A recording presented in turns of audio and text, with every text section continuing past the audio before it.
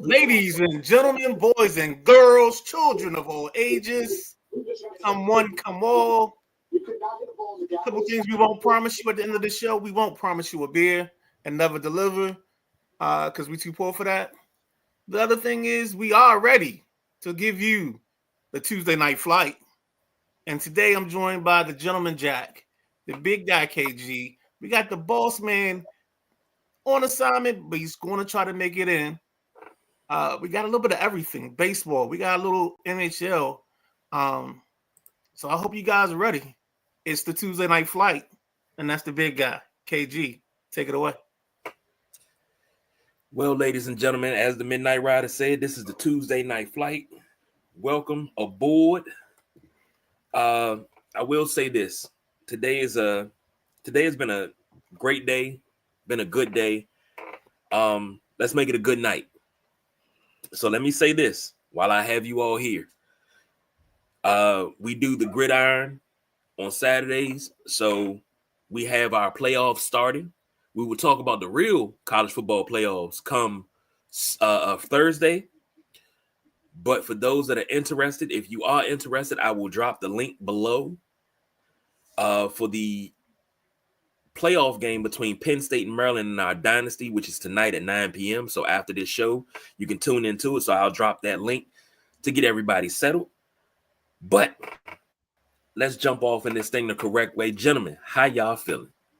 Good, man. How you doing, man? Good. Are you on mute there, Jack? Oh, and the mute button wins. Mute monster. All right, fellas. Let's get this thing going because I'm excited. So I gotta get through this without going off. MLB awards. Some MLB awards were dropped today. Golden Gloves. Cal Raleigh at catcher for the American League. Carlos Santana, Andres Jimenez, Alex Bergman, Bobby Witt Jr., Stephen Kwan, Dalton Varsho, Wyler Abreu, Seth Lugo, and Dylan Moore are your American League Golden Gloves. Somebody got a TV on? Yeah, my bad. The Golden Glove. I never heard of Team Golden Glove, but I had it there. The Blue Jays are the Team Golden Glove Award winner. The Platinum Glove goes to Cal Raleigh. For the National League, you got Patrick Bailey, Christian Walker, Bryce Turang, Ezekiel Tovar, Matt Chapman, Ian Happ, Brenton Doyle, Sal Frelick, Chris Sale, Jared Trilolo. And the Gold Glove team is the Brewers. Platinum Glove goes to Turang. Any discrepancies? Anybody left off that list for Golden Glove, gentlemen? I would like to see the Nats kid, the center fielder, get some love, but that's about it. Mm-hmm. I like it. All right. I think everything else is. Riley's was the top catcher this year, so no disputing that. Yeah, I think it sounded right. Christian Walker. Yeah. Now, hopefully, Christian Walker will bring his talents to Washington, D.C. to play first base, but that's only if the owner spend money. Well, they got to spend. They supposed to have new owners coming in, so maybe they'll spend money. Silver Slugger Awards for the American League: Salvador Perez, Vlad Jr., Jose Altuve, Jose Ramirez, Bobby Witt Jr., the Judge, Aaron, Juan Soto, Anthony Santander, Brent Rooker, Josh Smith. The Silver Slugger team is the Yankees. For the National League, William Contreras, Bryce Harper, Ketel Marte, Manny Machado, Francisco Lindor. I got that right. Jackson Merrill, Teoscar Hernandez, Jerkson Profar, Shohei Ohtani, and Mookie Betts. And your Silver Slugger team is the Dodgers. Gentlemen, any discrepancies? It's amazing that Jerkson's there. Jerkson has fallen off and had a problem staying healthy. but this was definitely a career year for him. So it's good to see him up in there. And if you don't know the name, Jurickson Profar was one of the kids in the Little League World Series. So that's another setup. So I like all of that. And then I think I like the fact that Jackson Merrill, is that the one that's from San Diego. Yeah, he's San Diego, but he's from this area, right? Yeah, I like him getting it. What'd you call Profar? Isn't his name Jackson as well? Jurickson. Is it spelled Jackson? No, spelled Jurickson. Jurickson. I know my fellow countrymen when it comes to baseball. There's 3 Jacksons in the league that was hot this year. Yeah, Jackson Holiday with the Orioles, Jackson or Jackson Merrill, and then the third Jackson. They all had triples in the same day. Oh, I know what you're talking about. I can't. I thought it was Jackson Profar, but I guess you're saying Jurickson. But yeah, Merrill, he's a beast. Rookie this year too, right? Yes. Yeah, he's something. Man, I like watching him play ball. Now I'm gonna go ahead and I'm gonna move us over to the left-hand side of the panel. Did you just announce the Silver Sluggers? Yes, sir. All right, I meant to come in. Big congratulations to Colton. Was it Colton Cowser that got it? Oh, and Santander got it. Santander got it. Yes, out of the Orioles. Yes. Yeah, Cowser was up, but he didn't win it, and he just missed the Rookie of the Year. So, good year by Colton Cowser. I hope he grows. I think you think about Jackson Chourio from the Milwaukee Brewers. Yes, that's him. There was a day, 2/3 way through the season, all 3 of them hit a triple the same day. It was like the second day Jackson Holiday came back to the majors. I remember that. All right. And now, with us in the right-hand panel, left-hand panel, whichever panel it is on your screen, this is the MLB second team, all MLB second team. Let me take that down real quick. You have Salvador Perez, Bryce Harper, Jose Altuve, Francisco Lindor, Manny Machado, Jackson Merrill, Jarren Duran, Teoscar Hernandez, Jordan Alvarez, Seth Lugo, Dylan Cease, Shota, help me out there, Midnight Rider. Imanaga. Okay, Imanaga, Framber Valdez, Michael King, Mason Miller, and Kirby Yates is your second team. For your first team, you have William Contreras of Milwaukee, Vladimir Guerrero, Ketel Marte, Bobby Witt Jr., Jose Ramirez, Aaron Judge, Juan Soto, Mookie Betts, Shohei Ohtani, Chris Sale, Tariq Skubal, Paul Skeens, who we'll mention later, Zach Wheeler, Corbin Burns, Emmanuel Clase, and Ryan Helsley. That's your first and second team, all MLB. I didn't know they did all MLB, so that is new to me. Now, we got a couple of awards that were announced, as you can see by the title that we had up. First up,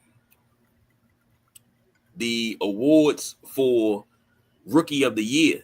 Luis Gil wins the Jackie Robinson AL Rookie of the Year, and Paul Skeens wins NL Jackie Robinson Rookie of the Year award. I was telling Jack off camera before we started, if you looked at Paul Skeens and didn't think that he was going to be Rookie of the Year, you wasn't watching Paul Skeens, because we talked about him all year long. Jack brought up something that I didn't know. It's almost been a year to the day this kid got drafted. He came in with no minor league experience, wins Rookie of the Year. Oh, he played a little bit. Tad. But it was about a month, because he was the best pitcher. I mean, when you go to spring training and you dominate in spring training, the only thing they're worried about is the Super 2 rule. Yeah, but he moved into a rotation faster than most draft picks. I mean, he was number 1 overall. That was awesome. And also, this is the first time since 1981 that 2 pitchers won Rookie of the Year. 81, it was Valenzuela and Righetti from the Yankees. And it's happened a couple of times before that, but this hasn't happened since 1981. 2 pitchers win Rookie of the Year. And just so everyone knows, these are the Baseball Writers of America awards. Just so you know where we're getting the information from.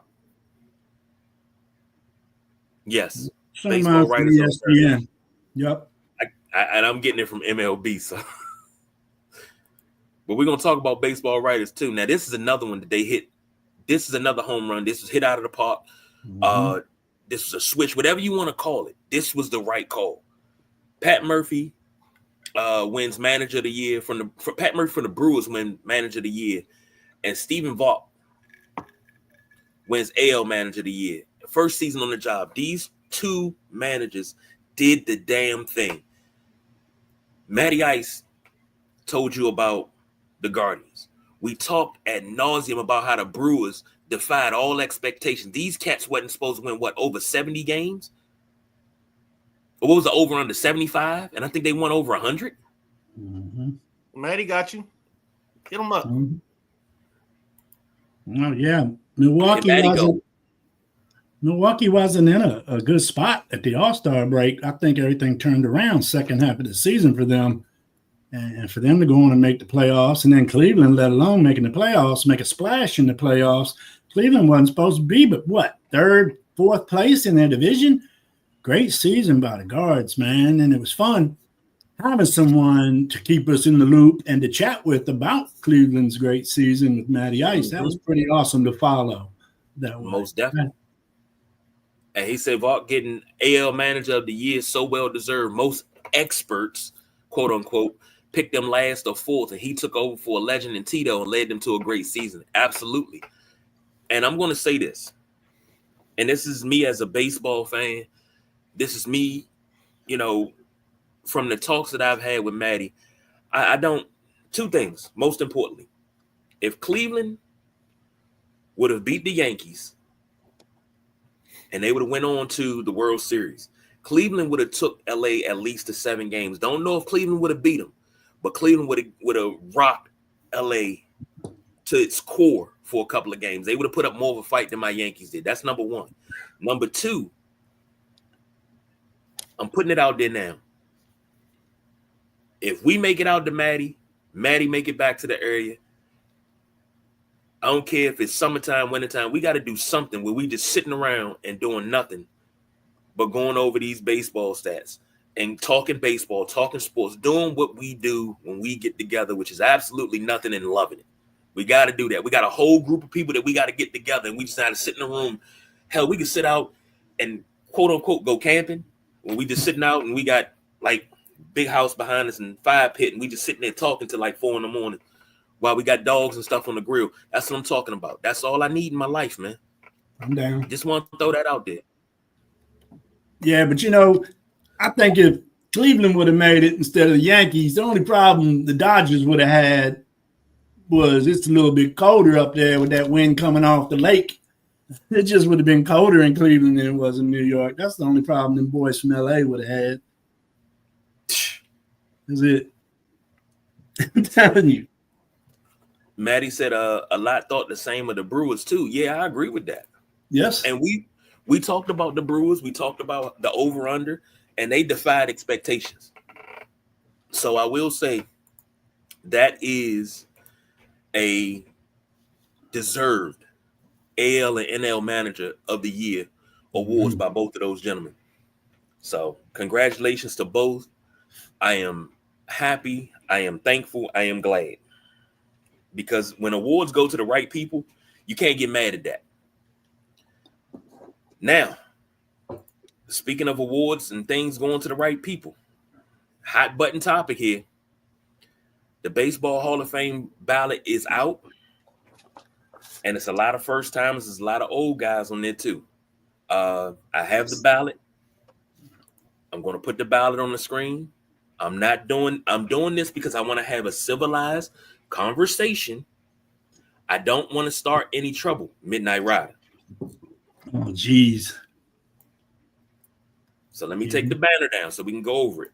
On the ballot right now for Baseball Hall of Fame, Bobby Abreu, Carlos Beltran, Mark Burley, Burl, Carlos Gonzalez, Curtis Granderson, Felix Hernandez, Torrey Hunter, Adam Jones, not Pac-Man, Andrew Jones, Ian Kistler, Russell Martin, Brian McCann, Dustin Pedroia, Andy Pettit, Hanley Ramirez, Manny Ramirez, Fernando Rodney, Alex Rodriguez, Francisco Rodriguez, Jimmy Rollins, CeCe Sabathia, Ichiro Suzuki, Troy Tulowitzki, Chase Utley, Omar Vazquez, Billy Wagner, David Wright, and Ben Zobrist.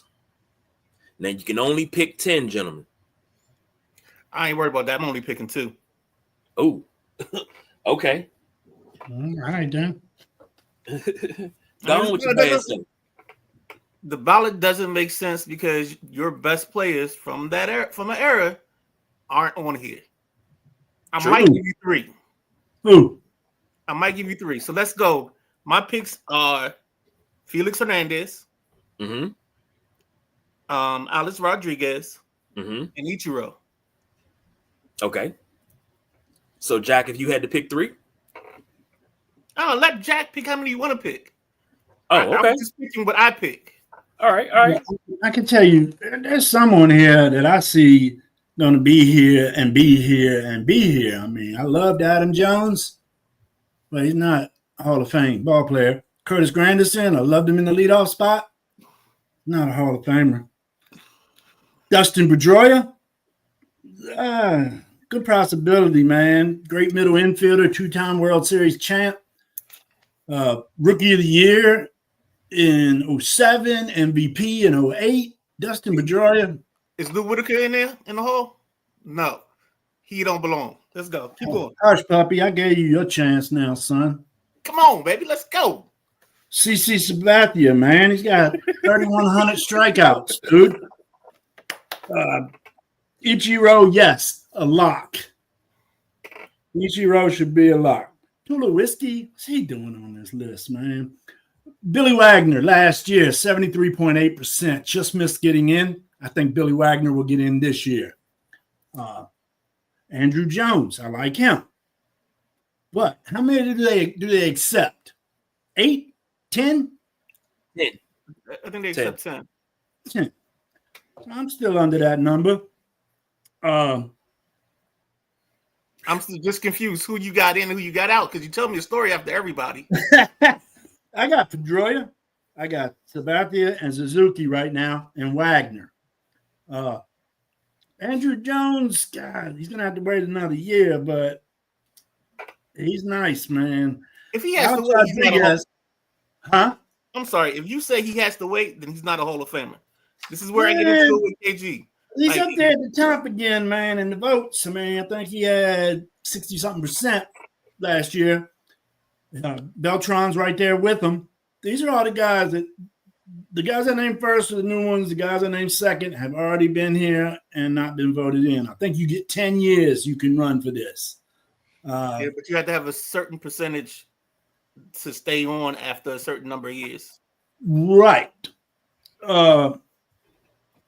I put Manny Ramirez in there. God, I don't know why Andy Pettit's not getting in there.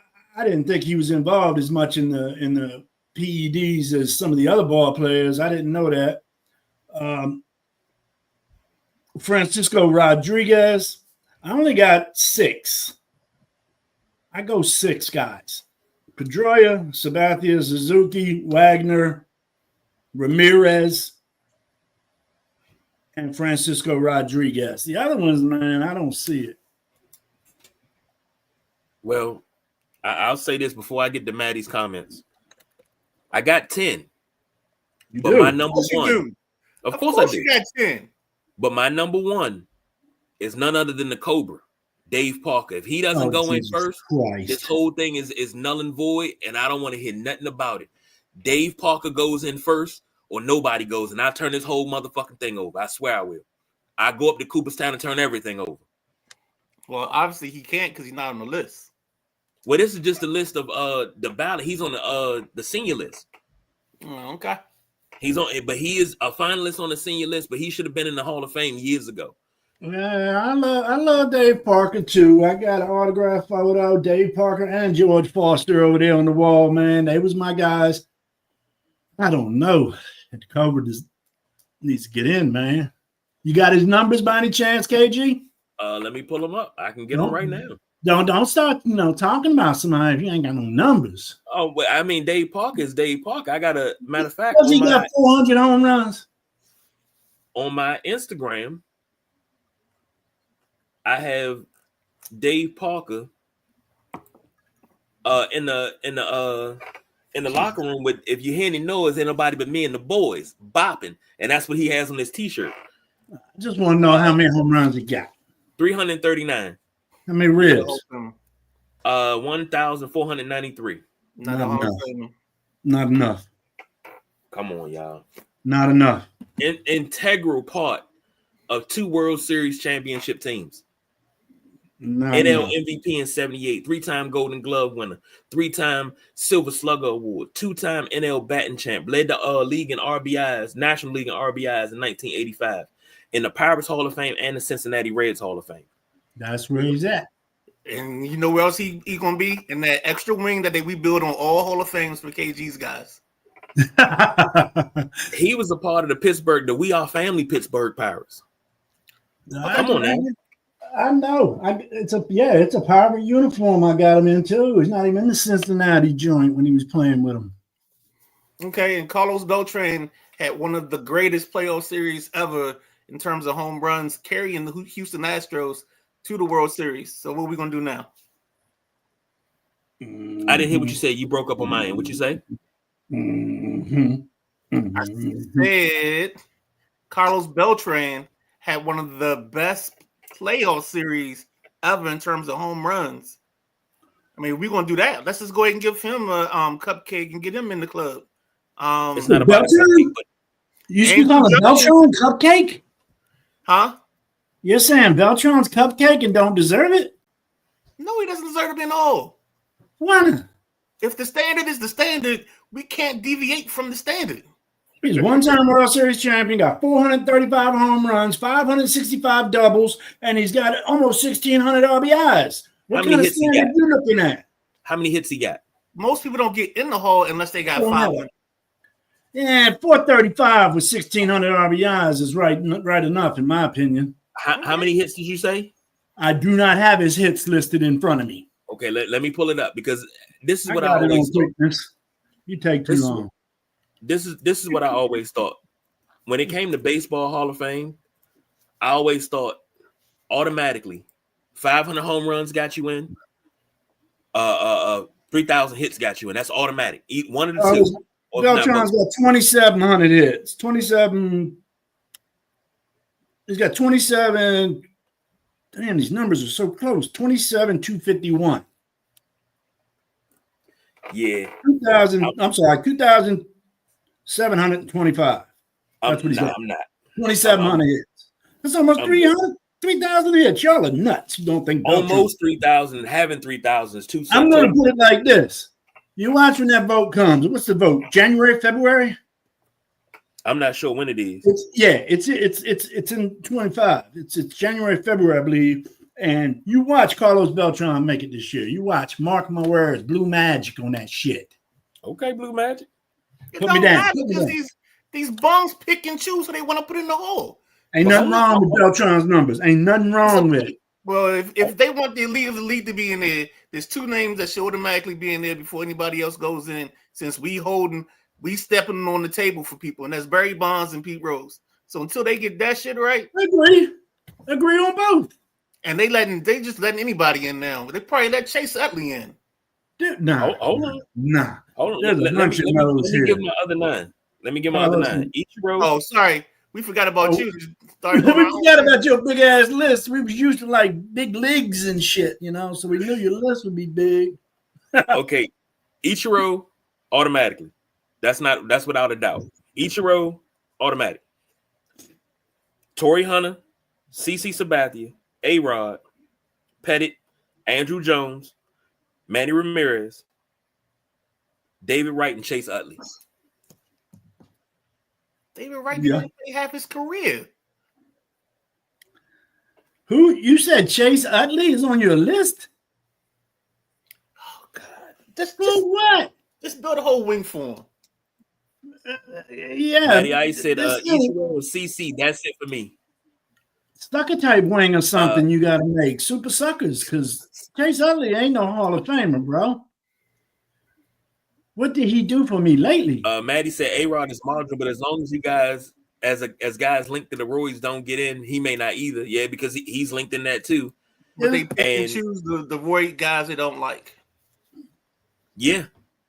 And Matty Ice said, was Beltron World Series with the Trash Stros? Yes, it was.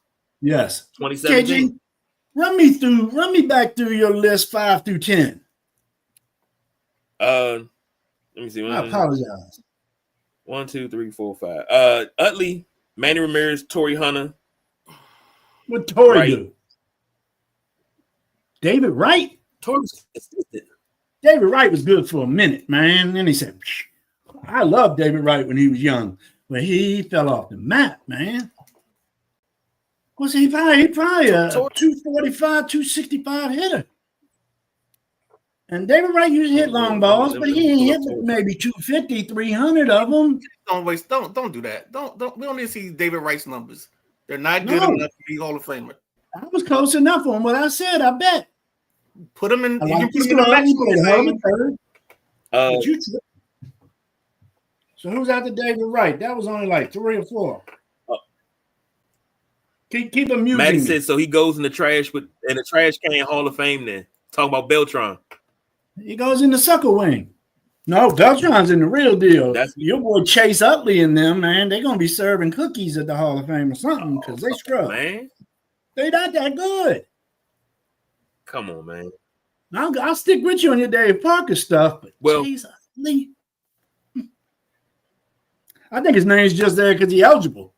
Well, hold on. Now it's an 0-2 count right now. Hold on. It's an 0-2 count right now. I got something nasty for you. Pick 2. Hall of Fame, go 2. Pick 2. Hall of Fame vote. Fan Hall of Fame vote. Pick 2 to go in right now. I already told you my 2. On this one, my 2 would be Pete. So you're not picking nobody else off this list. You told me pick 2. I go Pete and Dale Murphy. Okay. And Midnight Rider already said Pete Rose and Barry Bonds. You sticking with that off this list, Midnight Rider? Okay. There's just different options now. That's all. No, I mean, I love Gary Sheffield to death. And I don't part of the reason why I wore the number 10, but he's not a Hall of Famer. Matting Link is marginal. If Chase Utley gets in, Lou Whitaker better be in the same day. They better call a special emergency meeting to get Lou Whitaker in. Dale Murphy, I don't know. That boy he started out great. I just don't remember. I think it's just because he played on a bunch of bad teams. Correct. And I think that's why he just falls off the list or falls off in my eyes. Okay. It sucks. Why they got Pete in the goddamn Expos uniform, man? Come on now. At least it's Phillies and not the Expos. Oh. Pete would go into the halls of Cincinnati Red if he had his choice before he passed. But right now, if they put Pete in, man, I'd be pissed, man. Don't put the man in after he died. No, they're not putting him in no time soon. It'll be in the next 5 years. Watch. No, it wouldn't, because that would mean that Paul Manfred actually did something right, and he's incapable totally of that. Only thing he's good at doing is being incompetent. So that's why we can't have him involved. Like, unless they change the commissioner, it's not changing because Manfred's a freaking idiot. This is where KG wanted this to go. I'm not disagreeing with that, but this is where he wanted to go. I am not doing this. I'm not doing this with you, KG. Oh my God. Okay. Don't you guys agree with you down there, Midnight Rider? Let's move on. Check out them comments. Let Midnight Rider get his praise. Let me get to the comments. Matty Ice says, so he goes in the trash can Hall of Fame. If Beltran gets in Oscar the Grouch, it has to be in. Oh, sheesh. Keith Franz, he said, Keith, man, I ain't seen you in a long time. How you doing, brother? What's up, Keaton Keith? Barry is the only correct answer. And Maddie says Bonds and Rose. I can't disagree with that because your all-time home run leader and your all-time hit leader need to be in. But then your all-time wins leader needs to be in too. And Roger Clemens. Yeah. So Andy Pettit's numbers are update sick on the Obi too. watch. Obi is listed as. You said who? Andy Pettit's numbers were sick too, man. Yeah, Pettit, 5-time World Series. Yeah. 256 wins, 100 and what? 50 losses or so, almost 2,500 Ks. Yeah, man, those numbers are outrageous. But you mess with the dope, you might not get it. But I'm gonna take that down. Take the Obi watch down. I got a quick question. Well, he's already in the Hall of Fame. So if Mike Mussina can make the Hall of Fame, tell me why Andy Pettit can't. PEDs. That's the only reason. He's been linked to performance-enhancing drugs. All right. He actually got some. He's low on the list too. I mean, I don't think he got the 12% last year. And like I say, that's where Rodriguez and Clemens used to be at the bottom of the list. And as the years have passed, they've gotten a little bit more votes, So I don't know when it's going to happen, but eventually some of these guys linked to the PED thing of the 90s and early 2000s are going to be let in. I don't know when. They let Ortiz in because they like him. That's it. He doesn't have superior numbers to Bonds. I don't think he has better numbers than A-Rod, but somehow he got in. I don't know. He never get busted, did he? He's on the list. It's the dumbest thing in the world. Baseball had a drug test where it was supposed to be confidential, but yet they put everybody's names on the vials. How does that make sense? And then somebody saw the report, and there were a couple guys that failed this little thing, and Ortiz was in the list, but they liked Big Papi, so that's why Big Papi got in. Because this is because we got it in the hands of reporters. Yeah, Sorry, I'm not going. Nope. Well, I like Big Papi too. But damn, I don't think he does that well on TV. I can't understand the son bitch. I was about to say something. You gonna say you can't understand me, right? Son bitch. I got your number. Fellas, handle this for me. I'm having technical difficulties. Let me reset and come back. But the Obi watch. I know Obi's week to week. Matty Ice talked me off the ledge. And Matty Ice, let me say this before I jump out and fix this. I am forever grateful for you. And I'm forever grateful to you. I was ready to fight. Because I felt that whole thing, the whole slash, was intentional. And I was ready to go down and I was ready to go fight. I was like, forget taping my knuckles. Put the pistols in the backseat of the car. We get ready to go handle this. This is Ovi we talking about. Ovi straight DC. Ovi is DC for us. So I was ready to handle it. Matty Ice talked me off the cliff. So, fellas, the Ovi watch. So I think we're at 866 right now. He's 27 away, if memory serves me correctly. It's a damn shame that last night happened and he hurt his leg. So, like Casey said, he's week to week. So we'll see how that goes, how that plays out. But it's just, He's been hot, man. What do you have? 5 goals in 3 days or something like that? Yeah. 3 games? He had two. He had a hat trick already this week. He was on his way, it seemed like, to another hat trick because he had 2 goals and he had plenty of time. He got that hat trick off empty netter. Don't matter how you get it. I'm just saying. It was empty netter. Yeah. Does it go in the back of the net? Rings the bell, baby. Sounds the horn. Yes, it does. It sounds the horn.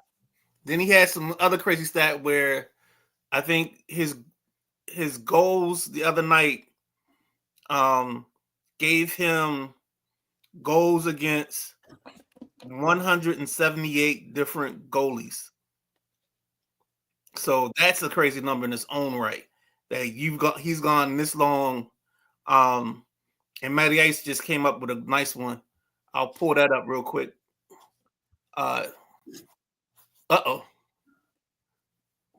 Stop, KG. Okay. There it is. 5 goals. I knew it was 5 and 5, 5 and 3. Yeah, so 5 goals in 5 periods. Yeah. And yeah, we'll have to check that MRI out. I got you, man. I know you.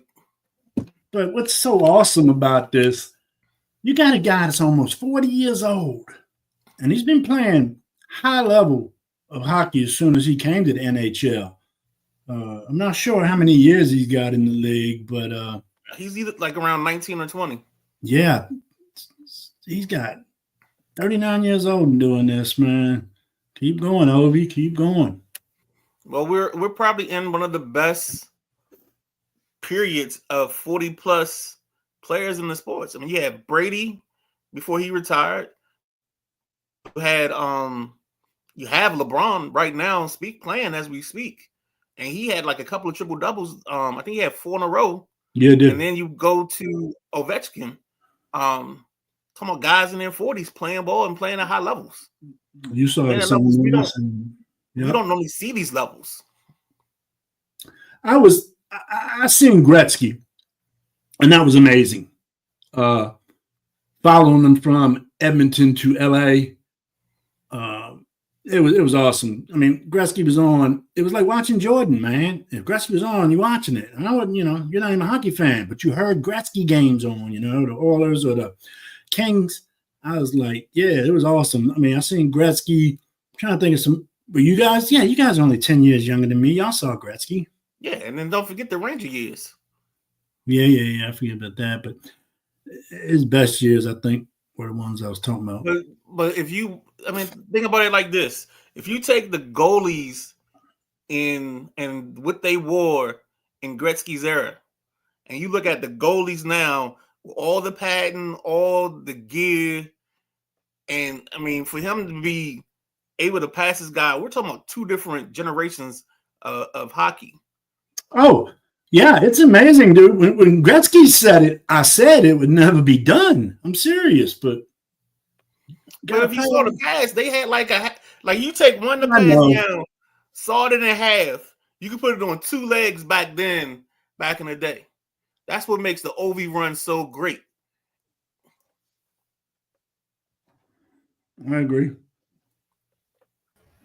I'll give you that. I will give you that. You got it. I mean, it makes sense, but I'm just saying the way Gretzky went about it, and I want to say Gretzky shattered it. Who did he beat? Like Howe or Hall or somebody? Isn't that who Gretzky? He beat Gordie Howe. I think with Gordie Howe or something like that. And I think I'm trying to pull it up right now. I think he shattered it. I mean, think about it. I mean, Ovi's second, and at the end of the year, he was like 40 some odd goals away from it. And when it first happened, I think he was like 60 something. So yeah, there's a nice healthy distance that Gretzky put between him and second place until Ovi came along. All right, Matty Ice said, what he's doing this year is insane. 15 goals in 17 games. One game I saw Gretzky live, he had 8 points in the game against Detroit.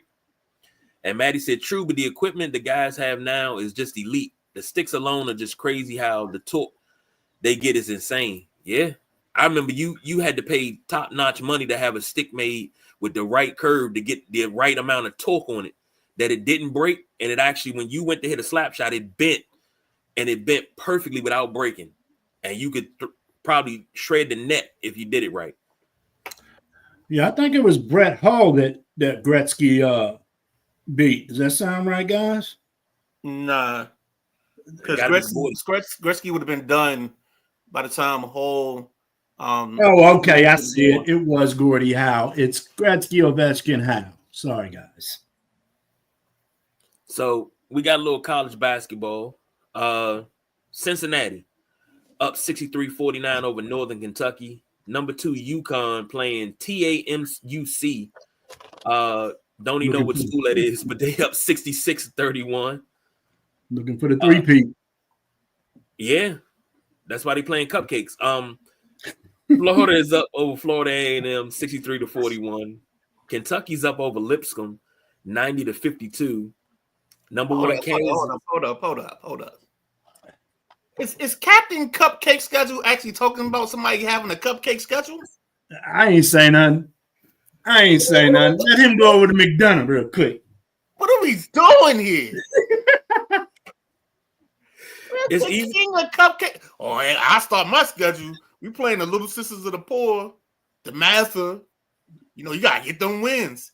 And this Saturday at McDonough, we got Chickasaw State. Number 1 Kansas is up 28-22 over UNC Wilmington. And later on tonight at 9 p.m., number 6 Purdue visits number 15 Marquette. It's gonna be a good game. Georgetown finally lost the game. We don't which is care. okay. We don't care. You said finally, like they were on some win streak. We don't care. We were On a row. They If lost you to win Mather. if you win one and you win another one, that is a win streak. That's 2 wins in a row. That is a win streak. They lost to the Mather Midnight Rider. It's all Nah. good. You gotta Maddie watch out for that Purdue team, man. Purdue just banging you, man. And who did you say they playing tonight? Marquette. Yeah, Marquette's ranked as well, right? Yep, Yeah, they 15. 15. That's gonna be a good game to watch. Is that 9 o'clock? Yep. Cool. Maddie stayed back in Gretz. It was all wood, but you still had you can still get your sticks made, right, Maddie? What are they made of now? Composite? Probably. Yeah. And he said Gordie Howe. That's who Gretzky passed. Gordie Howe. Yep. We All passed him by about 90 goals too. Yeah. Look it And up. Gordie So, Howe played 4 decades? He was able to play with his sons. yeah, he played a long time. I think Gordie played till he was in his 50s. He played a long time. Long time. All right, let's go rapid fire. You know we get ready to go, fellas? No, I thought Round the NFL. we were doing basketball. Well, what you got else on college basketball there, Jack? Creighton played again the other night. My boy Kalkbrenner. He's something else, man. He was averaging 32 points before that game, but I know they've only played 3 or 4 games. But you watch out for the Creighton Blue Jays. And I like Alabama. I like Florida. And look who's in the top 25 again. Them St. John's, boy. Big East represent. Yeah, that's So- Big East original. Yes, sir. Ah, man. I remember them St. John's Georgetown games back in the day with what was it, Lou? Connor Who was the second. coach? Yeah, Lou Connor second, JT, man, John Thompson, Big John Thompson. Thompson got the towel on his shoulder. Connor second got some cheesy ass suit on. You remember him? Huh? Connor second had the sweater. Yeah. The sweater, that's right. Cheesy little sweaters on. But yeah, he had like a St. John's sweater. And then one year, John Thompson wore a sweater. Correct. Yep, to match his sweater. Yeah. But that's just respect for how long they coached against each other. They did stuff in the off season together through the Big East and other things. Get out of this, Yeah. Jack. Please get out of this, Jack. Please get out of this, Jack. Oh shit. No, I'm good. You gotta watch out for them Cyclones from Iowa State, number 5. Like I said, UConn, man. UConn's all that. Danny Hurley ain't playing. He wants 3 ships, man. Turned down big money to go to the NBA. So keep an eye on UConn too up top. I can't wait till they start, these holiday tournaments getting ready to start popping up and you get to see some good ball. Check the chat. That's fine. Wait. Jimbo driving school. Oh Lord. The boss BJ is You joining weren't us. supposed to say that on air. Come on, JP Finley. What are you doing? It's in the chat for a reason. It's because I didn't want to say it in the group. Because I could say it. We gotta go rapid fire, man. Because we get ready to take a trip around the NFL, round and round. I ain't got no music for that. I think the boss man just showed up. Yeah, so y'all gotta tighten it up. Let's go rapid fire. Straighten up. Straighten up. When the boss walk in the room, like, Don't straighten it up now. Y'all been on here 45 minutes running y'all damn mouths. Don't straighten it up now. Don't tighten up now, baby. We was ready to call it, but we didn't go over time. We was ready to call it, DJ. Y'all got 14 minutes left. Y'all better go real rapid fire. Let's go. all right. You gotta play. Let's go. The Giants dumpster fire juice. Let's go around the board with this one. The Giants are coming out of the bye week, which they lost in the bye week. The bye week 31, the Giants 3. They're starting Tommy DeVito. You know, Tommy D from Jersey used to hang out with Henry. Tommy. Work for Paulie. You know, the one that killed Billy Bats. Yeah, so they taking Tommy D. Now, here's a question to the fellas. How do you go from Daniel Jones, who you spent $60 million on, to Tommy DeVito, but you have Drew Lock on the bench, who you gave $5 million to? Start with the gentleman Jack, go to the boss BJ, then finish up with the Midnight Rider. What the hell is going on in New York? Hey, Jack, you got some dirt on your shirt. No, I don't. Yeah, you do. It's probably some trash. Sweet 16, baby. Go ahead. No about that. Absolute trash. I don't know, man. I mean, yeah, Locke's there, but DeVito did better than that boy Daniels did. So I don't know. They ain't got nothing. It don't matter what they do in New York right now. They done. They toast. So best thing they can do is just let these boys pick and choose and try to go for a draft pick. That's the reason, Jack. You just answered the question without answering the question. Yes, sir. The reason you're going to Tommy DeVito is because you want to have the smallest chance to win these ball games that you can have. And Drew Lock actually gives you a chance to be somewhat competitive. DeVito's a scrap. Day of the week and the way the wind blows. And the other kicker was that if Daniel Jones played or got hurt in the next couple of games, he would have been guaranteed $23.2 million or some kind of big bump in his contract. So that's the other reason why you don't play him anymore. You actually send him home. He ain't got dog. Don't worry about your key card. Don't worry about coming in.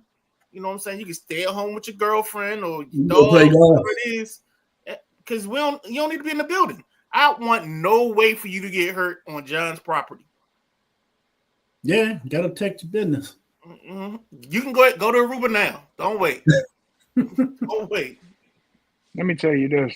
The wrong New York team is making firings because everybody in the league, everybody that covers football, was trying to figure out why they gave Daniel Jones the money they gave Daniel Jones.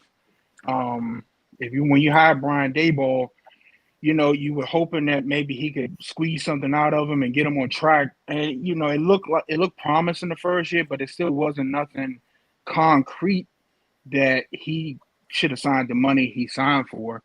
They let Saquon Barkley walk.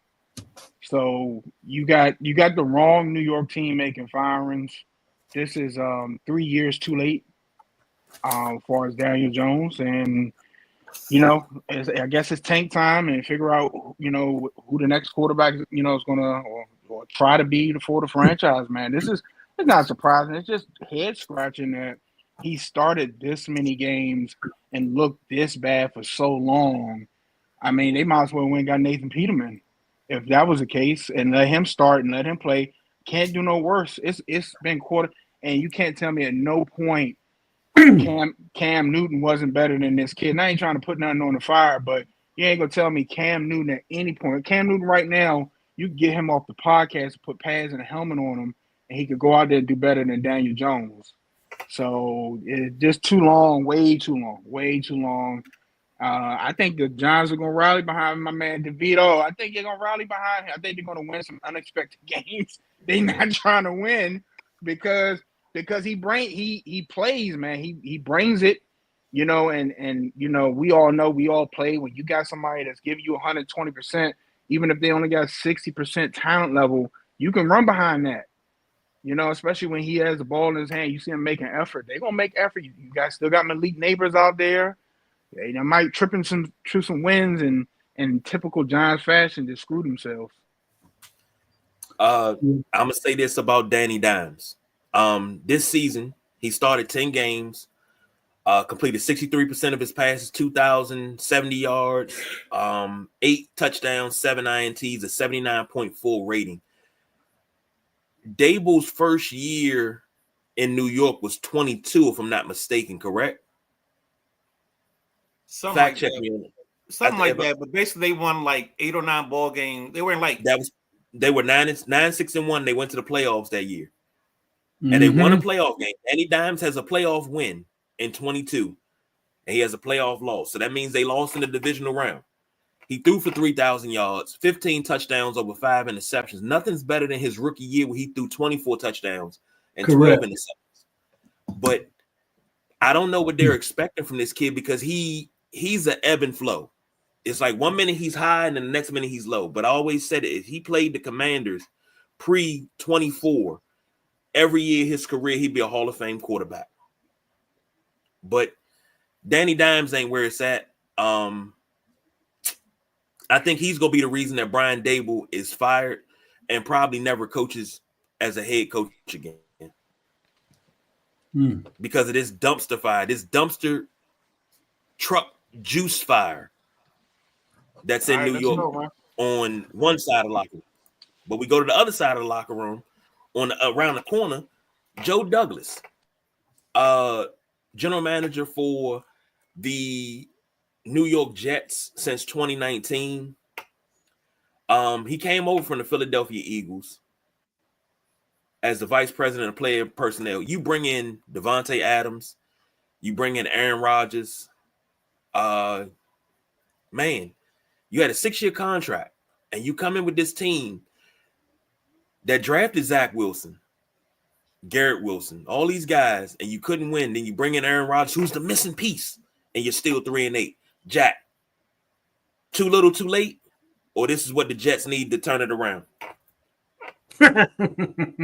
Turn what around? I don't know. I think, like we said earlier, when Rodgers came there, when coaches get fired, Aaron's doing a lot of this crap over there in New York, I believe. And it's just chaos there.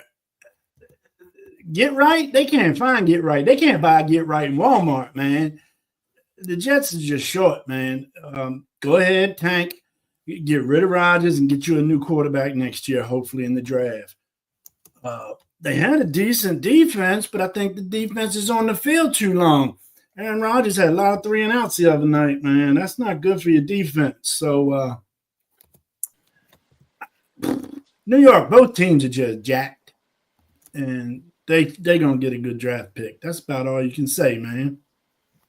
The thing is, are they going to get a high enough draft pick to draft a quarterback that's going to make a difference for that team? Because the last 2 years, that defense has been stout. And like Jack said, and I watched it in Buffalo for so many years where you have a really good top 5, top 10 defense, but your offense can't stay on the field long enough. And by the time they get to the third quarter, they gassed out.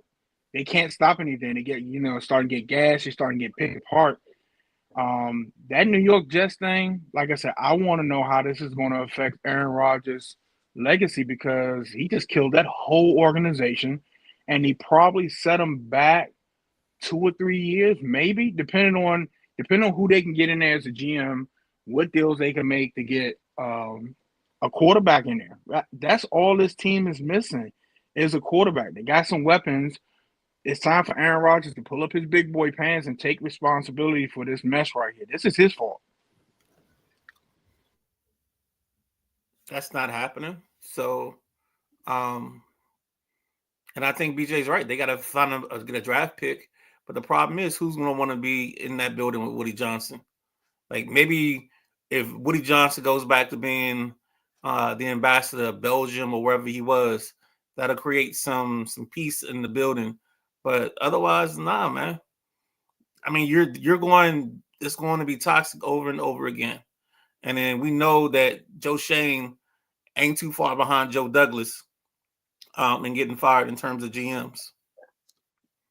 I don't know why he's not succeeding or putting the numbers up. I mean, I know he had a lot to do with bringing Devontae Adams over there. Everybody knows that Aaron Rodgers and Devontae Adams have a tight relationship. Why is he not? Why is he not throwing the ball, giving Devontae 15 targets, man, 15 shots?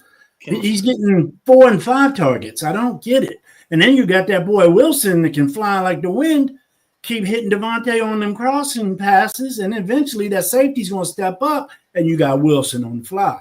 So I just don't get it. Why the line's okay for him. Chemistry. What do you think, Midnight Rider? I'm sorry, KG. Chemistry. I gotta agree with the Midnight Rider. Chemistry. Yeah. Chemistry. Matty Ice is like Annie Agar said in her week 11 recap. Aaron Rodgers should be better at throwing the ball since he's so good at throwing others under the bus. That's a word right there. That is a word. This is finished. This is the epitome of, I don't know why. Omaha. This is the epitome of when guys come to New York to try to resurrect their career and it never works. Yeah. Real quick. We talked about owners being in the spotlight. Jerry Jones jumped in the spotlight and he didn't play it down last night, but he had something to say. Woody Johnson, Jerry Jones, it's time to sell your teams because you guys are the problem. And quickly, do we agree or disagree with that sentiment? No. Keep the team. I like what Jerry's doing. He's being very productive. Keep him there. Don't mess this up. Jerry's not selling nothing, man. No, he's not. He gonna die with that team, and then his family probably gonna bring. I think he might get to a point. I don't know. It might be a little bit more quiet than what it was here in Washington. But you might see one of these teams for sale, and it's not going to be as a public firestorm like it was here. But I think we might see some force action. Cowboys going to be expensive, highly expensive. I mean, what do we say? We're talking upwards of $10 billion. Correct. So the sale's going to be 10, 20 bill. And what was the Commander's sales? 800 million? 7.6. No. 7.6 what? It was 6.5 billion. I thought it was 7.6. Okay, 6.5. Okay. Same. And that also lets them. Well, we got the boss BJ. He got a game to get ready. Go ahead, Midnight Rider. No, go ahead. You doing Omaha. Let's go. No. Well, thank you. I mean, we only got a minute and a half. I see you. Well, the Bills beat the previously undefeated Chiefs. Boss BJ Bills. We're gonna give him the lead. Patrick Mahomes, 23 of 33, 196, 3 touchdowns, 2 INTs. Kareem Hunt, 14 carries, 60 yards. Xavier Worthy, 4 catches, 61 yards, and a touchdown. On the Bills side, Josh Allen, 27 of 40, 262, a touchdown and a pick. He also led the team in rushing, 12 carries, 55 yards, and a touchdown. Khalil Shakir, 8 catches, 70 yards. Boss BJ, how did it feel to knock off the only undefeated team left in the NFL and give the 72 Dolphins champagne bottles to pop champagne? Let's go. Let me tell you something. Great game probably easily game of the week. You saw two teams fight back and forth. I, as a Bills fan, super encouraged because you don't have Keon Coleman, you don't have Dawson Knox, your 2 number 1 picks last 2 years. So you still have firepower left. You got a Curtis Samuel sighting, which was excellent. You got to see more experienced Greg Rousseau and AJ Epineza get to Patrick Mahomes. Some of them hits Patrick Mahomes don't take hits like that. He got hit a couple times in that first quarter, kind of make you blink your eyes and you're waiting for that flag to come out. They popped him a couple times. He don't get hit like that. But let me tell you this, in the famous words of Stephen A. Smith, we don't care. Because until they beat them in January, look, they need this win. Because if the Chiefs stumble down the way, Buffalo has a chance to get the first seed, get the home field, get the bye. It's an important win. but they can't beat them in January. All of Josh Allen's wins have come in the regular season, and Patrick Mahomes and the Chiefs own this team and the Ravens in the playoffs. So great win. I'm happy for them. They showed some poise. The defense showed some things. And they, like I said, they're missing a lot of people. They're running a small mass unit. But we got to see what happens in January. The Bills still got to play. I think they're on the bye week this week coming up. They got to play the Lions. They got the Lions coming up. That's going to be a tall task for Buffalo. And I think that's in Detroit. So great win. I'm not trying to take anything away from that win. That win was needed. But you got to look on the other side. The Kansas City Chiefs ain't worried about losing this game. They know when it comes crunch time, they've been able to beat all of these teams in January. And that's all they're concerned about. They know how to pace themselves to get to January and then turn the switch on and rock and roll. So great win. Go Buffalo. I'll turn it over to you guys. I think I got a game to play in a minute. So with KG, where the Midnight Ride at? Well, I'm here. I don't know where they're not on the screen. They don't get to talk, boss man. Look, it's already said. Send it to Jack, baby. Yep, I see you. Nah, I'm coming, bro. I'm coming. I was looking at your schedule, BJ. You got a hell of a next 3 games coming. Yep. You got the Niners, the Rams, and the Bills. I mean, Niners, Rams, Lions. Yep. But after that, you got 3 pretty nice ones with the Patriots, Jets, Patriots. So if the Bills can get through that next 3 games, 2-1, I think it looks really good for them to possibly get that number 1 seed. All right, fellas, send the link over. I got y'all. All right, BJ. JoJo chimed in. She said he's going to be forced to talking about Jerry Jones. It's in the family though, so not a sale like that. Yeah, that's true. Ain't much better, but okay. Jumping back real quick because I need to hit a Midnight Riders real quick. The RFK bill passed. Okay. I mean, I think this is nice, but we gotta get to the thing. They gotta get it into the Senate and on the floor before they go on vacation. Because if not, then this is gonna have to start all over again. This is where RFK goes to either to live or to die. It's the simplest way to put it, and the quickest way to put it. But now this bill passed in the committee is a step forward. Right. Let's look at it as a positive step forward to the commanders coming home. And I've been asking for this for well over 5-6 years now. How long have we been doing this podcast? Damn near 7 years. And I've been asking for this. I just love everybody's faith in the DC Council not to mess this up. I really think this is a one-horse race because I think the DC Council will screw it up. I know nobody's going to want to go to Virginia because Virginia can't even get it on the floor. So the only place left is Maryland. You do this in DC. It's got many pluses. I mean, first of all, you got the beautiful Nat Stadium. You got that new soccer stadium over there near the Nat Stadium. And then to throw a new football stadium either on or near the RFK site, it would just be a plus for the city, for the community. It'd be jobs. Who knows? Some people in the district might be working over in Landover. You know what I'm saying? But to have the building in DC, I think it can bring back, in other words, like you're saying, I don't like the C word, but I will say that Washington is back home if they come back to the area in DC. And what it would do for the community, I don't see how all these politicians and whatnot are jerking this around, but I'm sure it's got money involved, in the decisions. So it would really help the city if they could build a new stadium for the Washington team to play in. That would be badass. Agreed. The city don't need no help.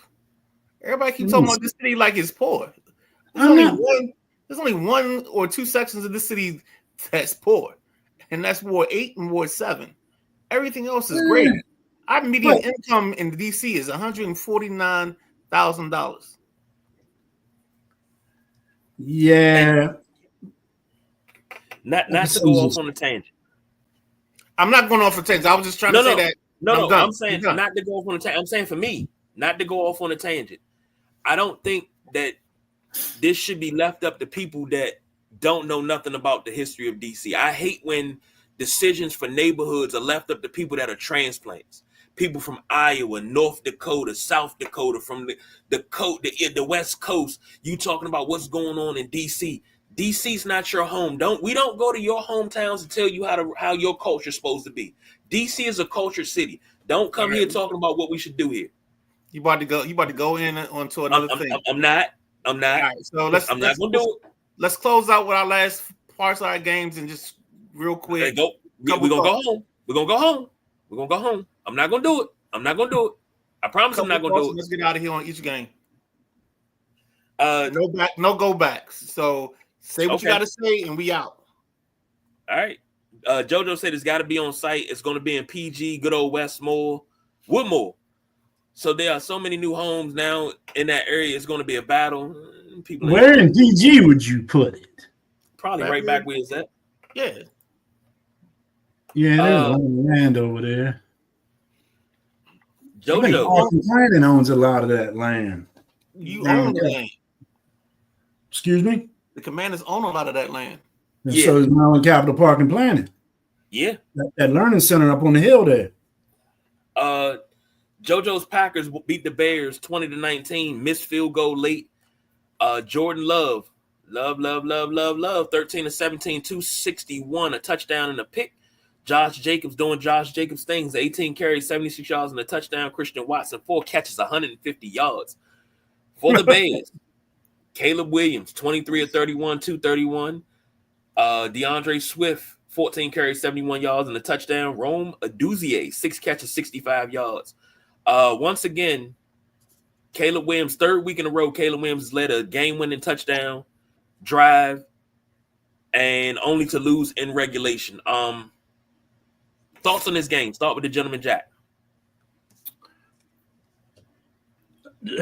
Jordan Love, I didn't see that game. He must have been throwing some long passes, man, to have 13 completions for 250 yards. That's nice.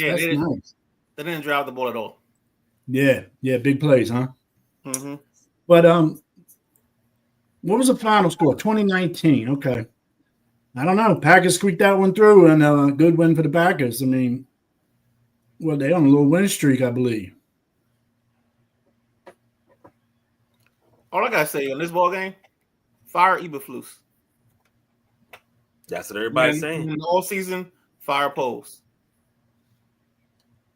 JoJo says block field goal. Maddie says Bears just finding new ways to lose. Haven't been the same since the Hail Mary. Nope. Mm-hmm. Somebody put it into perspective. You get a new GM, and it goes all the way back to even when Lovey goes 10-6, but they got a new GM. He wasn't the GM's guy. Jake Cutler wasn't the GM's guy, so they had to go. Then you get guys, you get Trubisky, and you get another coach. Then the GM gets fired, and that's not the new GM's guy, so they got to go. And it seems like they can't never have GM, coach, quarterback all on the same page, and it works out. Every time they get something going, the new GM comes in, breaks it all up, starts all over. It's like every 3 to 5 years, they go through this cycle. This has to stop. This is front office. You have to have some sort of continuity up front. They've been in turmoil since Ditka left, in my opinion. You think they were in turmoil under Wannstedt? But they didn't go into the 2000s, anything to talk about. Okay. Wannstedt. All right. But the Bears been jumped. Well, you had those cardiac Bears in the early 2000s. This one I right did here, like Cutler. I like Jay Cutler. I did. I thought he was going to be a nice quarterback, but I think he got ruined by sad teams like a lot of quarterbacks do. I ain't going to start on that. I didn't have this one on my bingo card. Broncos 38, Falcons 6. Kirk Cousins 18-27, 173 and an interception. To infinity and Bijan, 12 carries, 35 yards. Drake London, 3 catches, 61 yards. For the Broncos, Bo Nix, 28 of 33, 307 and 4 touchdowns. Javonte Williams, 9 carries, 59 yards and a touchdown. Cortland Sutton, 7 catches, 78 yards. Gentleman Jack, what you got? The defense for the Broncos is for real. I think they kept Kirk Cousins on his toes the whole game. And to hold a passing attack like that with a wide receiver like London and a running back like Robinson, I don't know how they held the Falcons to 6 points. That's amazing. Defense was Trump tight, man. And Bo Nix, man. I like Bo Nix in the draft. Would you say 300 plus? Bo Nix is coming. I think Bo Nix is the highest rated rookie quarterback right now. If I'm not mistaken, what you think, Midnight Rider? You like that game? You like that? You like that? I think this was this is the Kirk blow up game. Kirk hasn't played well in Denver in his whole career, and then this is just another example of it. You get these games from Kirk every now and then where it just doesn't make sense. It's not 75 and sunny outside, so he can't get his act right. That's why he's always in the middle part of the top quarterback list. He's always at that 12 to 15 range and not that top 7 type of guy. He top 10. No, he's not top 10. You just hating on Cousins. No, I actually like Cousins. No, you don't. Okay. Go ahead, KG. Oh, is he frozen?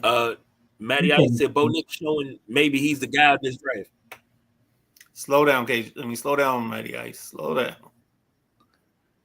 Yeah, you got to wait on that. You ain't gonna find that out. JoJo said Bo Nix.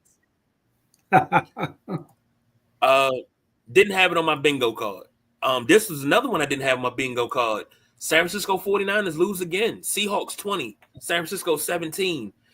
Geno Smith, 25 of 32, 221 in the INT. Kenneth Walker Jr., 14 carries, 54 yards and a touchdown. Jackson Smith and Jigba, 10 catches, 110 yards. Hope that did you good this week, daggone Midnight Rider, because he killed me last week. I don't want to talk to you. Brock Purdy, on the other hand. Ex BJ. BJ got a nice 220 put up on him. I don't know if that's the league record or not, but I got Brock Purdy on the other side. Purdy 21 to 28, 159 and a touchdown, 1 INT. C-Mac 19 carries, 79 yards. Jawan Jennings 10 catches, 91 yards and a touchdown. Jack, take it away. Surprise to me. I had 49ers scoring tons in this game. And if I think right, didn't we all pick San Fran this week? Either you two picked Seattle? I think we did. No, I didn't. I didn't. I picked San Fran. Seattle did what they needed to do, man. And seeing the 49ers at 5-5 at this point in the year, I did not expect to see that. 49ers, what Midnight Rider said earlier about, who was it? The Jets. 49ers need to just get the gelling. They've had so many injuries and guys out, guys in, guys subbing. 49ers really need to get into this schedule and get some more wins in the win column, or they're going to be looking from the outside into the playoffs. So Purdy, I didn't feel he had a great game. His percentage of passes completed was good. I feel he made some bad decisions in some of his incompletions, and then he got that pick. So go ahead, Seattle. Do your thing. Geno. What are you thinking, Midnight Round? I think this game shows that like there's holes in the skeleton. There's holes in the theory of San Francisco just being able to get people back and take over. That's the only issue they've had, really, is just health isn't there. And as they're getting people back, they've lost too many other games, and they lost a lot of these ball games late. So that's their issue. It's nothing else. I mean, if you can't hold on to a lead or do whatever you're supposed to do, and part of this is because you don't have I don't think Bosa is completely healthy. So you don't have anybody dynamic in your pass rush, especially if Bosa ain't doing it. So that's another thing that kills you.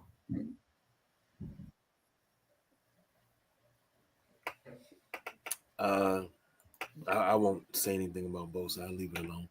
And DJ Metcalf was back in Seattle. Sunday, I hate saying. Go ahead. No, go ahead. I guess I'm lagging. I was saying that DK Metcalf was back and had a pretty significant impact. 7 or 8 catches for 70 yards or so. So good to see DJ off of the injured list and playing ball again. He's an exciting wide receiver to play. Next up was the late game on Sunday. Chargers 34, Bengals 27. Joe Burrow, can't say it's not because of him. 28 of 50, 356 and 3 touchdowns. Chase Brown had 22 carries, 86 yards. T. Higgins 9 catches, 148 and a touchdown. On the other side, 17 to 36, 297 was Justin Herbert with 2 touchdowns. He also had 5 carries for 65 yards to lead the team. This is a name that came up during our draft show. Ladd McConkey, 6 catches, 120 yards. I believe it was somebody on this panel that really talked highly of Ladd McConkey. I don't know what you're talking about, dog. Gentleman Jack, take it away. I like McConkey, man. That's a scrapper. My boy does whatever it takes to get that ball. There was a lot of offense in this game, almost 450 yards each team. Exciting game to watch. Bengals, another 1-score loss. They must. What's the record? 4-7. They gotta at least have 6 of their losses by one score. I tell you, Cincinnati they're putting up great numbers. You look in the stat leaders, Burrow's there, Chase is there. I just feel for the Bengals, man. They cannot get that ship right, and then they just keep losing by 1-score games. It sucks. I like Joe Burrow, and I hope they can turn it around, but I think it's late with 7 losses. So I totally agree. I think Jack said everything. Like I think Joe Burrow has some crazy stat where he's got over 3,000 yards passing and over 27 or exactly 27 touchdowns. That's crazy in its own right. And it's the thing. So it's funny how there are teams in this league, because of the way the league is set up, that they're 7-4 with a bunch of one possession wins, and then sadly enough on the other side, there are teams a bunch of these one possession losses, and Cincinnati just finds itself on the wrong side of it. That's all it is. I mean, we kept saying, "Oh, Cincinnati's going to figure it out. They're going to figure it out." Well, unfortunately, they're starting to run out of time. And we said this thing. I think we said it 3 weeks ago, right before the turn of the month. We said the witching hour. Agreed. This is when you find out and figure out who's who. Last but not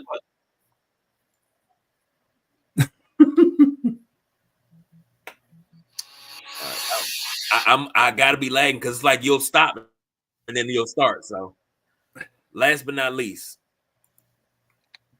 Steelers versus Ravens. Ravens, the Steelers 18, Ravens 16. Real quick, Matty Ice said Bengals have to run the table, and the schedule isn't set to do that. I agree. This is gonna be an off year for them. But Joe Burrow's gonna have a hell of a year, but it's just an off year. Can Joe Burrow get MVP? 16 to 33, 207 touchdown. Sorry, man. I was asking, can Joe Burrow get MVP on a losing squad like this? No. If he puts up, say, 4,800 yards. No. No, they're not going. Not this day and age. 4,800 yards, 40 touchdowns. Nope. I don't know. Derrick Henry's still scoring a touchdown. They'll never give it to him. If Derrick Henry keeps doing what he does and he scores a freaking touchdown in every game, because I think that's the record, 17 games. McCaffrey and Lenny Moore got that record. Go ahead, Jack. What's your thoughts on this game? The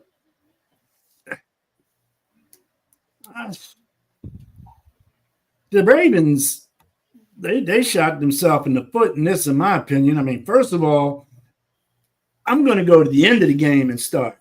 Why wasn't Derrick Henry in on that 2-point conversion? Why wasn't Derrick Henry involved in the offense more in the fourth quarter? Everybody knows Derrick Henry picks it up in the second half. Thought John Harbaugh would know that. Ravens wet the bed, man. They shot themselves in the foot, whatever you want to call it. Steelers got their number, man, right now. So it's something that the Steelers are doing what they're doing with the quarterbacks they got, because I don't consider either one of them top 15 quarterback. and they're doing what they need to do. And that defense is nice. T.J. Watt, stick. I just don't know what the Ravens are doing. Is he tired? I don't understand why he wasn't in there late in the game more. I think it would have definitely helped that offense. And plus, with Lamar doing a keeper on that 2-point joint, if he would have faked to Henry and did the keeper, 3 or 4 of those guys might have bid on Henry. You know what I'm saying? Instead of 5 guys going on him on the end around. That was a poor play call. Poor play call on that 2-point conversion. And they had time to put a good play in place because Pittsburgh called a timeout, I believe, before the snap. So, I'm sorry. I disagree with you there just because you got to put the ball in the hands of your best player and let him figure it out. So I'd rather die on the hill of Lamar than take my saving grace on a Isaiah Likely or Mark Andrews or anybody like that. But if you're doing a running play and you got 2 of the best runners on your team in the backfield, that's 2 dudes they got to account for, not one. All they had to do was watch Lamar. They had 3 backers shot on them damn near. Yeah. So why not have Henry in there for a diversion if he's not going to run the ball? I got you, Jack. But here's where I think they lost the ball game. And I even think in our early morning analysis, I think there was a statement made by me saying that you got to watch Justin Tucker in this ball game. We did, both of us. And Justin Tucker hasn't been Justin Tucker. So that was the key for that. He missed 2 field goals, and I think that didn't give them early momentum. And Pittsburgh found a way late in the ball game. And that's all this is. This is the ifs and nuts and all that stuff.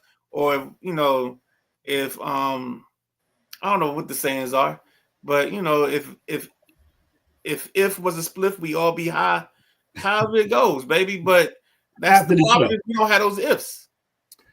Well, Tucker missing 2 field goals. I'm serious. We did. We both thought something was going to because he's off this year. Whether it's mechanics or his girl ain't hooking him up, I don't know what it is. They claim it's the holder. Then get another one.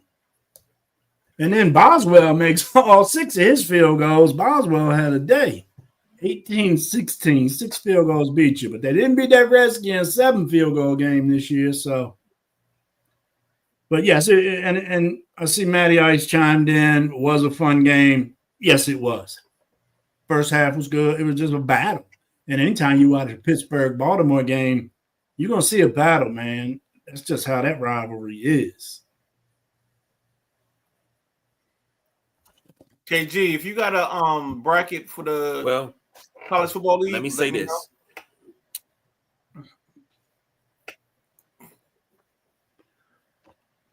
Okay. Let me say this real quick before we get out of here. Midnight Rider said this game would depend on a Justin Tucker missed or made field goal. That's the way it was going to go. 2 field goals, 6 points left on the board from the 2 field goals he missed would have been 1 field goal would have been the difference of the game. It would have been 19-18. We are in our last days. Justin Tucker misses field goals. So, fellas, we got to get out of here. We got things to watch. It's been real. Thank you to everybody that joined us in the comments. JoJo, Matty Ice, my man Keith. Who else we have? I got everybody. Matty, JoJo, Keith. Yeah, that's everybody. Sure. Everybody that watched at home. Who's that? Ro Hirachi. Oh yeah, that's Ro and BJ playing right now in the college playoff. I got you. That's right. No, thank you for everyone. Appreciate that. We love the interaction. We love the comments. Get your friends up in here, man. We have fun. It seems that you guys enjoy it. So let's make this family bigger. Yes, indeed. And right now, so until Thursday. Hold on, KG. BJ versus Rowe is 7-7, and BJ's driving after he just got a late interception. Looks like we're late in the second quarter, about to hit the half. If you think you guys don't have the link and you want the link, Jack, especially you, if you want to look at it, let me know. I'll shoot it to you. Go ahead, shoot it. All right. And I will see a note. Say this. Go ahead, KG. Oh no, I was just gonna say, look out for the passenger seat tomorrow. Yes, sir. Patrick Unger is, I guess, local coach turned referee. So you'll see some things. We'll talk about a transition. My old college roommate. So I know some of y'all like to ask questions. So there you go. And in the passenger seat, it's just us taking you on a ride around the sports world, one interview at a time. You're looking at 35, 45-minute show. We talk sports with the folks. Sometimes we get into their personal life and learn things about them as people.